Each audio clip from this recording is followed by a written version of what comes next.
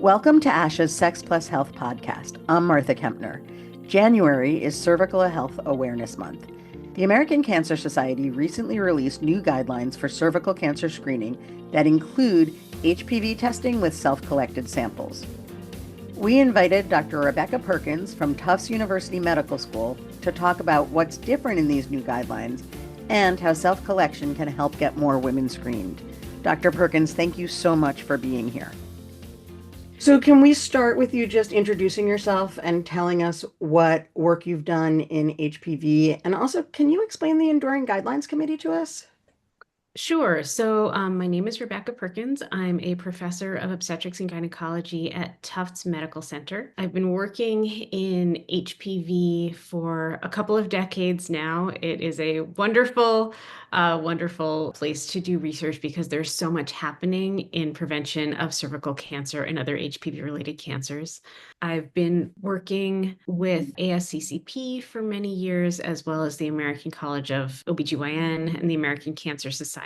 Between 2017 and 2019, a national consensus of 19 organizations got together to make new updated guidelines for the management of abnormal PAP and HPV tests. Many people know these as the ASCCP guidelines, and ASCCP is certainly the biggest promoter of these guidelines, but it was actually a national consensus of 19 organizations that created these guidelines that make a framework for how to manage abnormal results. It's managed by risk, not exactly by test results. So if someone has a risk of 1 in 1,000 of developing precancer over the next 5 years, then we say you are safe to come back in 5 years. On the other hand, if their risk is more than 4 in 100, we say you need to come in right now and get a biopsy to see what's going on. So then when you have new tests coming out, you can apply those tests to the risk framework. And so if a certain test result will, let's say someone is positive on the dual stain test, which is sort of an upgrade to the regular PAP test, then the risk is 9% of having precancer. So we'll say, okay, you are higher than 4%, so you need to come in and get a biopsy. And so that framework was created by the process in 2019. And then after those guidelines were published, that process continued as the Enduring Guidelines Consensus process, which is led by the National Cancer Institute, ASCCP, and the American Cancer Society. And it is still a consensus of 19 national organizations. We make new guidelines for new technologies like extended HPV genotyping. So when you actually know what type of HPV it is, how do you manage that differently? I mentioned the dual stain, which is another sort of way to analyze the cervical cells. And then what we'll be talking about most of today is how do you use self-collected HPV tests for screening? Can you explain to us what self-collection tests are available now and what are hopefully coming soon? So right now, the HPV tests that are approved for self-collection are the Roche Cobas test, the BD on Clarity test, and the Abbott Alinity test. Those are all approved for self-collection for the most part right now in clinical settings, although there is a large multi-state trial that is looking at their use in home settings as well. There's one test combination that is approved for use at home, which is the Roche Cobas test with the Teal wand, but it's only available if you become a patient of the Teal telehealth service. It's not available through your regular healthcare provider. What does the research tell us about self-collected samples compared to clinician-collected samples? So there's very good data that the sensitivity for detecting HPV is quite similar. HPV testing has been rolled out in Australia and Denmark and a few other places, and the results and as well as being done in lots of randomized trials, and the results overall are very promising, although there is a little bit of heterogeneity in the data, and we don't have long-term, like more than 5 years of follow-up for this. So because the sensitivity looks like it might be a couple of percentage points lower, like 92% instead of 95%. So still excellent and far better than the 70 to 80% sensitivity you get with the PAP test. Because there's a very small potential difference and we don't have good 5-year data, we're recommending that the patients come back in 3 years after a negative result on an HPV self-collection versus 5 years after a negative result on a clinician-collected HPV test or PAP and HPV co-test. If you're looking at this from a patient perspective, what are the benefits of self-collection? For most patients, about 80 to 90% of patients, their test results will be negative if you're talking about an average screening population, and they can avoid the speculum exam. It's very hard for people to often find a gynecologist or find a primary care provider, or even if they have a primary care provider, there may not be time or that person may not perform pelvic exams. So this is really a great option for helping catch up people who are overdue with screening, because it can be done, potentially in a nurse visit. You can, as a, primary care provider or population management specialist, could order it, could have a standing order through the laboratory or something like that. So it doesn't necessarily need to take up part of a visit with a healthcare provider, which we know that getting that can be very difficult for people. Access is a problem regardless of insurance status. So, from a public health perspective, we're looking at this as a way to get more people screened. Correct. Yeah. What kind of clinical settings do you think would be a good place to expand screening outside of gynecologist's office and primary care offices that are, as you said, overwhelmed, difficult to get appointments with? Like, where would you like to see this expand to next? So it needs to be coming from someone's primary care office or their clinician, because somebody has to be managing the results. So I don't think it would be good, for instance, if it was like coming from a CVS, from a Minute Clinic or doc in the box kind of situation, because then if someone needs follow-up, there's no system in place, and then you haven't done anybody any favors. So I think that it can be very useful if, used within healthcare systems to expand their screening to, maybe take their appointments that were only for cervical cancer screening, make those self-collection. And now all of a sudden you've opened up a lot more appointments, because you only have to have 15% of your patients coming back in for those pap tests. But I think it would be very difficult to have it function to prevent cancer outside of an established healthcare system, because I don't know how you could reliably do the follow-up that's needed for the patients who test positive. If this is one of the goals, is to kind of expand it, it feels like self-collection's been around for a few years, and it doesn't necessarily feel like that's happened yet. Do you think providers are reluctant, and in which case, why? Or do you think it's that the system hasn't caught up? I don't think providers are reluctant. Every provider I've talked to, certainly primary care providers, OBGYNs might be less excited because we do pap smears all the time and we have more complicated patients who probably aren't candidates for self-collection. But all the primary care doctors I've talked to are so excited about this. The complexities relate to the system. So the lab has to have the kits, offer the kits, interface with the electronic medical record. The electronic medical record has to be changed to create a new order set to order the self-collection. And then you have to establish a new workflow to call the patients to, potentially distribute the kits depending on how you're doing it. And also then to call all the patients back who have positive results and make sure they get appointments. So you have to have all that in place before you roll this out in your system. And then insurances are not all covering it. Insurances need to cover it. And then it also needs to be counted for systems that receive payment based on quality metrics for healthcare. So what percentage of your patients have had cervical cancer screening? If that metric isn't counting HPV self-collection as a screen, then you can't use it, because then your system will be punished because you've been screening with something that's not included in their metric, and so you can't use it. So all of the sort of incentives need to be aligned in terms of compensation for the systems as well, in order to roll this out without either the systems being financially punished or the patients getting bills for something that wasn't covered. Is there a way that providers could advocate for this within their own healthcare systems? Probably. It's probably going to, insurance is so complicated, it's probably going to vary by system. Do you think, though, that we're going to catch up? Do you think that the system, I mean, it does seem like it can be a cost-saving measure for systems. Can it be? Am I right about that?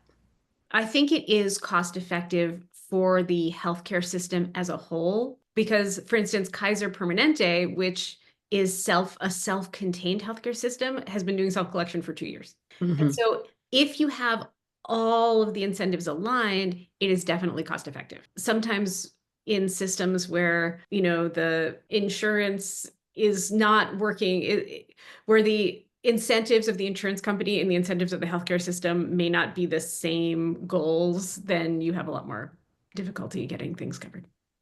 Do you think we're going to catch up, though? Do you think that the Yes. system is going to, and when do you think we'll see a lot more of this? It's coming. So the first thing was the large commercial labs, LabCorp and Quest, really had not been offering primary HPV screening. They'd really only been offering co-testing.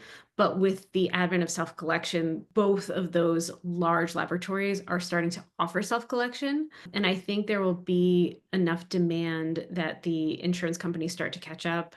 USPSTF drives a lot of insurance coverage, and if the final guidelines have language in them about self-collection, which the draft guidelines did, and I can't imagine the final guidelines would not, then that would also help with insurance coverage. I think right now we're a little bit stuck because Medicaid and Medicare coverage are governed by, in many cases, by the U.S. Preventive Services Task Force.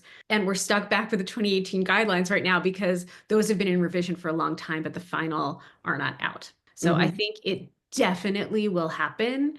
But I think some of the slowness has been it's not like you can just order a new test and you're done. You have to update your system, you have to update your workflows, and then the reimbursement structures and quality metrics have to catch up as well.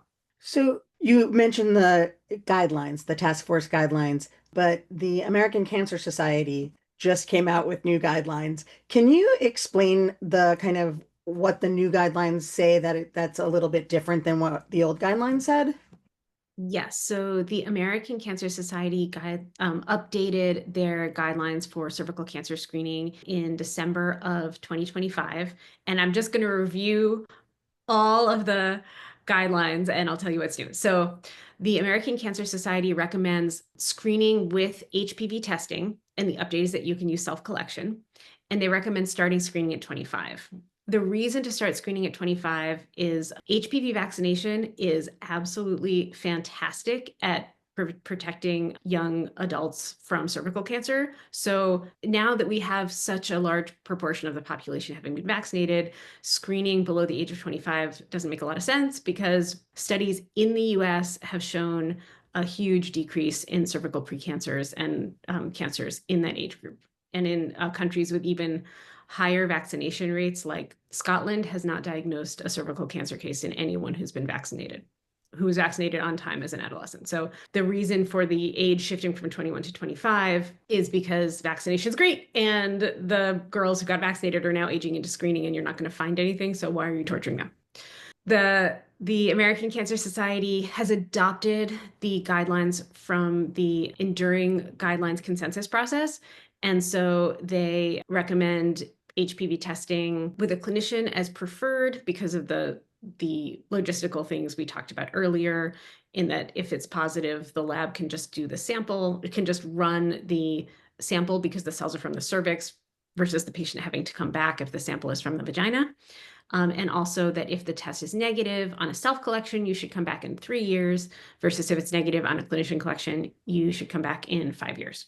Did anything change for people who are older than 29? Yes. So on the other end of the age spectrum, we have screening exit.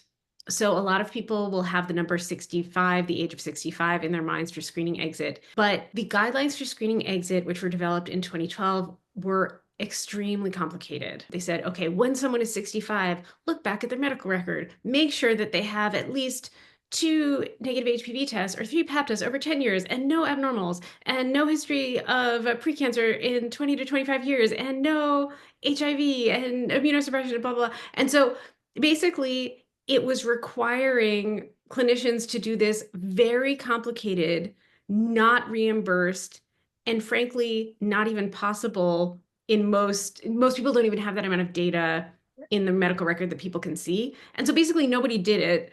They said, oh, you're over 65, you don't need screening anymore.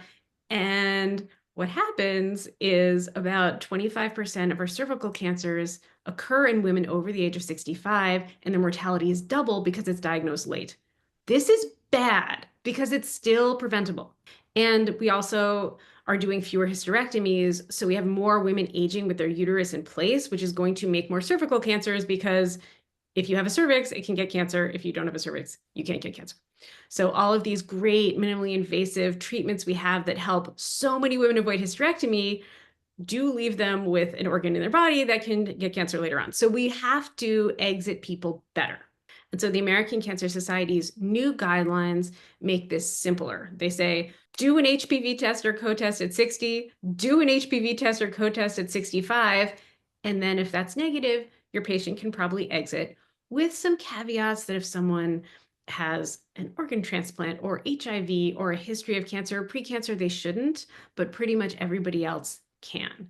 It doesn't really change what was supposed to happen, but it makes it proactive, saying like, if you see someone who is 60, please screen them. If you see someone who's 65, please screen them, instead of saying, around this age, go find someone's extensive medical record and see what you think, because nobody was doing it.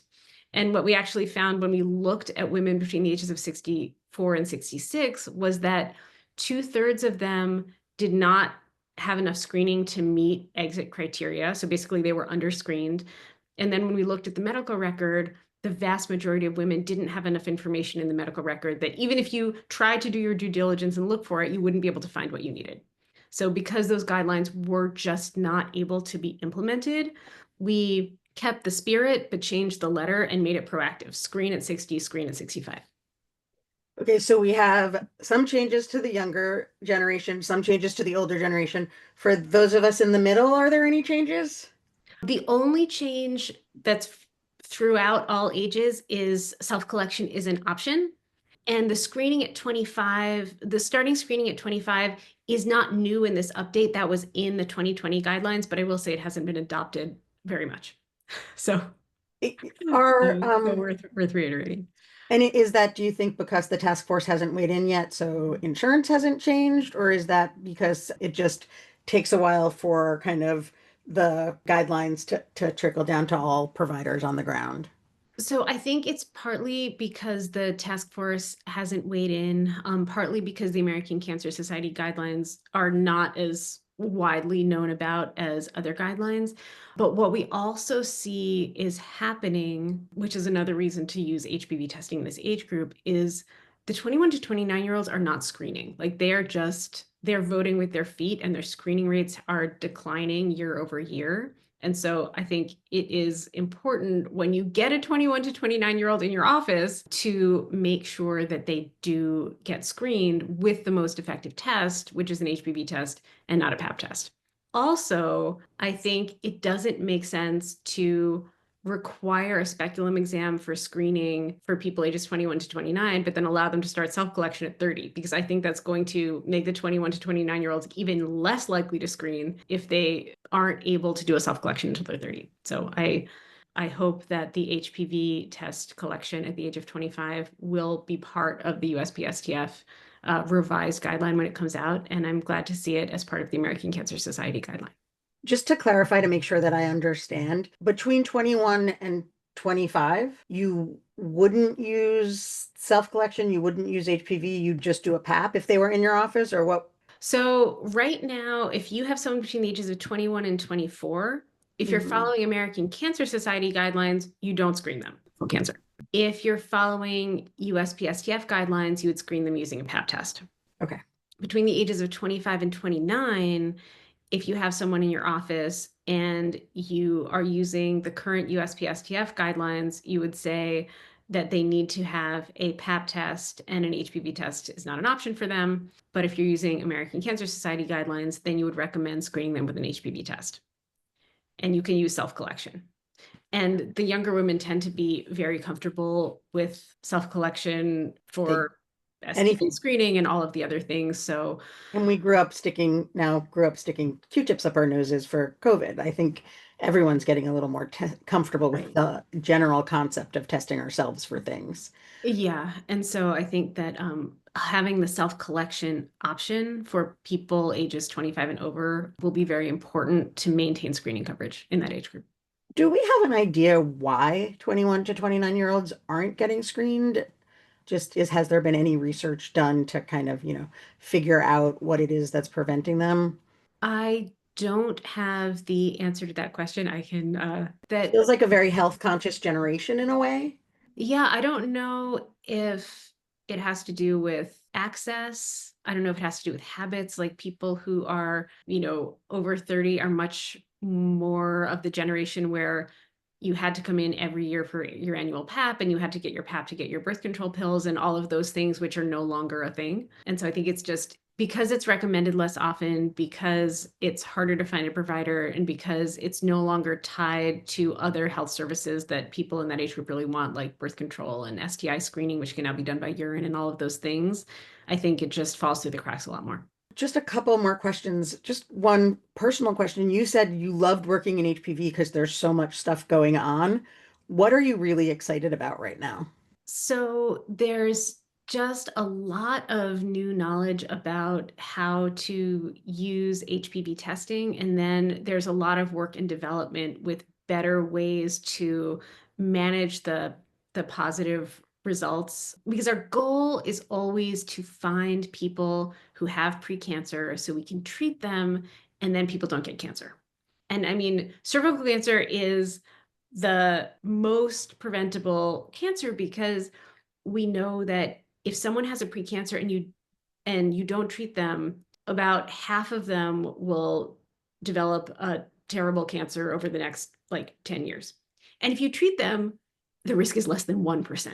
And the treatment is something we do in the office in like 10 minutes. So it's just such an exciting place to be, because with vaccination and screening and treatment, the World Health Organization has talked about eliminating cervical cancer because it's such a preventable cancer. And vaccination is, more than 95% effective in preventing cancer. So, we can have a cancer-free generation just from vaccination, but there's also all this exciting work happening in the screening and management field to try to make it easier and more efficient and more effective for adults who were too old to get the vaccine when they were still kids. Thank you so much for listening. If you'd like to learn more about cervical cancer prevention or self-collection, visit ashasexualhealth.org or the National Cervical Cancer Coalition at nccc-online.org. You can listen to all episodes of the Sex Plus Health podcast on Apple Podcasts, Spotify, or wherever you listen to podcasts.